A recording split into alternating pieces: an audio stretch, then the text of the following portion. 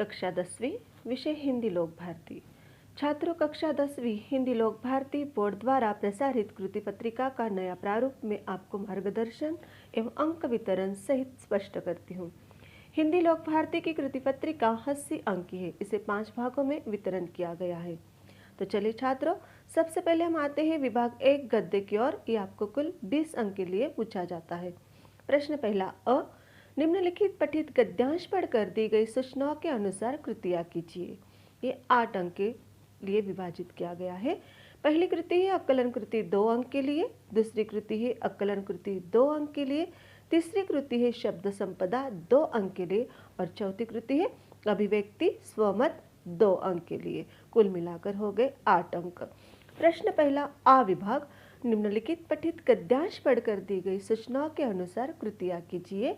पहली कृति है आकलन कृति 2 अंक के लिए, दूसरी कृति है आकलन 2 अंक के लिए, तीसरी कृति है शब्द संपदा 2 अंक के लिए और चौथी कृति है अभिव्यक्ति स्वमत 2 अंक के लिए।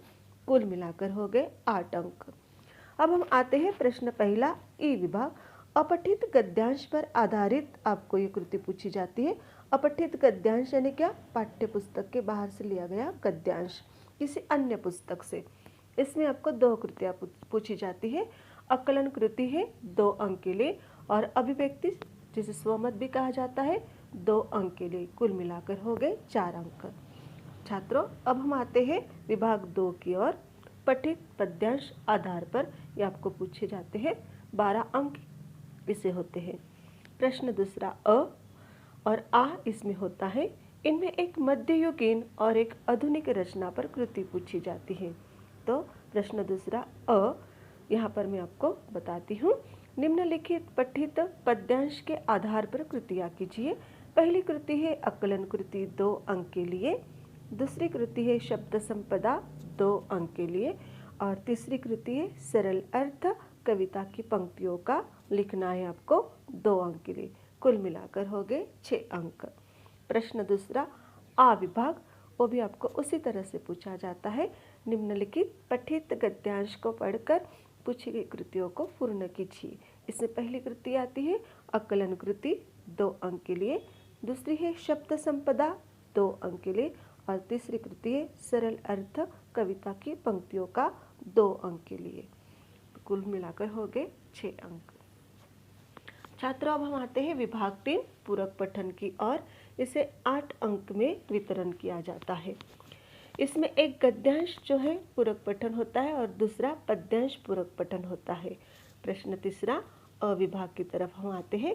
निम्नलिखित पठित पद्यांश के अनुसार कृतियाँ कीजिए। इसमें 2 कृतियाँ पूछी जाती है। पहली आकलन कृति है, इसे 2 अंक में दिए गए हैं। दूसरी कृति है अभिव्यक्ति स्वमत, इसे 2 अंक दिए गए हैं। प्रश्न तीसरा आ विभाग, निम्नलिखित पठित पद्यांश के अनुसार कृतियाँ कीजिए। इसमें भी 2 कृतियाँ पूछी जाती है। एक पहली है आकलन कृति 2 अंक के लिए और दूसरी कृति है अभिव्यक्ति यानी स्वमत, ये भी 2 अंक के लिए पूछी जाती है। कुल मिलाकर हो गए 4 अंक। छात्रों, अब हम आते हैं विभाग 4 भाषा अध्ययन व्याकरण इसे कहा जाता है। ये आपको कुल 14 अंक में पूछे जाते हैं। इसमें सूचना के अनुसार आपको कृतियाँ करनी है। तो सबसे पहले कृति की ओर हम आते हैं शब्दभेद। इसे क्या करना है? वाक्य में से शब्दभेद पहचान कर लिखना है। इसे 1 अंक दिया जाता है। दूसरी कृति है अव्यय, अर्थपूर्ण वाक्य में अव्यय का प्रयोग करना है। तीसरी है संधि, इसमें आपको संधि विच्छेद करना, संधि शब्द बनाना या फिर संधि प्रकार पर आधारित प्रश्न पूछा जा सकता है। ये भी आपको 1 अंक के लिए है। चौथी कृति है छात्र सहायक क्रिया। इस सहायक क्रिया का मूल रूप पहचान कर उसका मूल रूप भी लिखना है 1 अंक के लिए। 5वां है प्रेरणार्थक क्रिया। इसमें आपको प्रथम तथा द्वितीय रूप लिखना है क्रिया का। ये भी आपको 1 अंक के लिए पूछा जाता है। छठी कृति है मुहावरा। मुहावरे में से किसी एक मुहावरे का अर्थ लिखकर वाक्य में प्रयोग करना है अथवा अधोरेखांकित वाक्यांश के लिए कोष्टक में दिए गए मुहावरों में से उचित मुहावरों का चयन कर वाक्य फिर से लिखना है। इसे 1 अंक दिया गया है। 7वीं कृति है कारक चिन्ह। कारक चिन्ह पहचान कर उसका भेद लिखना है 1 अंक के लिए। 8वीं कृति है विराम चिन्ह। विराम चिन्हों का वाक्यों में यथास्थान उचित प्रयोग करना है, ये भी आपको 1 अंक के लिए पूछा जाता है। 9वीं कृति है काल परिवर्तन करना, ये आपको 2 अंक के लिए पूछी जाती है। यहाँ पर आपको काल परिवर्तन करने के लिए 3 वाक्य दिए जाएंगे, उसमें से आपको 2 ही काल परिवर्तन करना है। 10वीं कृति है रचना के आधार पर वाक्य भेद पहचान कर लिखना है, यहाँ पर 1 अंक दिया जाता है। दूसरी कृति इसमें आती है अर्थ के आधार पर दी गई सूचना के अनुसार वाक्य परिवर्तन करना है। 11वीं कृति है वाक्यों को शुद्ध करके लेखन करना है, यहाँ पर आपको 2 वाक्य दिए जाएंगे 2 अंक के लिए। छात्रों, अब हम आते हैं विभाग 5 की ओर, रचना विभाग। इसे उपयोजित लेखन भी कहा जाता है। ये कम से कम 26 अंक के लिए आपको पूछा जाता है। इसका वितरण आगे है। प्रश्न 5वां अविभाग, उसमें 1 पत्र लेखन। इस पत्र लेखन में आपको 2 पत्र दिए जाते हैं, यहाँ पर एक अनौपचारिक और दूसरा औपचारिक। इनमें से आपको कोई 1 पत्र लिखना है, इसे अंक दिए गए हैं 5। दूसरी कृति यहाँ पर है गद्यांश के आधार पर 4 प्रश्न तैयार करना। यहाँ पर छात्रों आपको सिर्फ प्रश्न तैयार करना है, अर्थपूर्ण उत्तर लेखन करना नहीं, ये आपको पूछे जाएंगे 4 मार्क के लिए।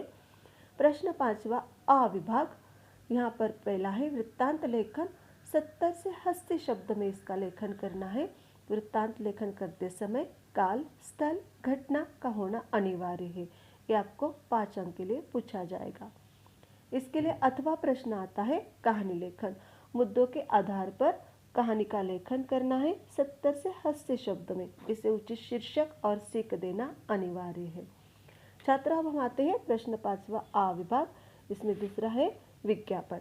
मुद्दों के आधार पर विज्ञापन आपको तैयार करना है और इसे दिए गए हैं 5 अंक। प्रश्न 5वां ई विभाग, निबंध लेखन। ये आपको 7 अंक के लिए दिया गया है। 80 से 100 शब्दों में निबंध लेखन करना है। दिए गए 3 विषयों में से कोई एक विषय पर आपको निबंध लेखन करना है। यहाँ पर आपको आत्मकथा, विचारात्मक, कल्पना प्रधान, ऐसे अलग प्रकार के निबंध पूछे जाएंगे। इसमें से आपको खाली एक ही निबंध का लेखन करना है। निबंध लेखन करते समय निबंध लेखन की भाषा मुहावरेदार हो, अर्थपूर्ण हो, इसके और ज़्यादा ध्यान देना अनिवार्य है। छात्रों, कुल मिलाकर हिंदी लोक भारती 80 अंक का वितरण मैंने आपको बता दिया है। अभी 20 अंक जो है मौखिक परीक्षा, वो हम क्या करेंगे विभाग 2 में अगले टाइम बताते हैं। धन्यवाद।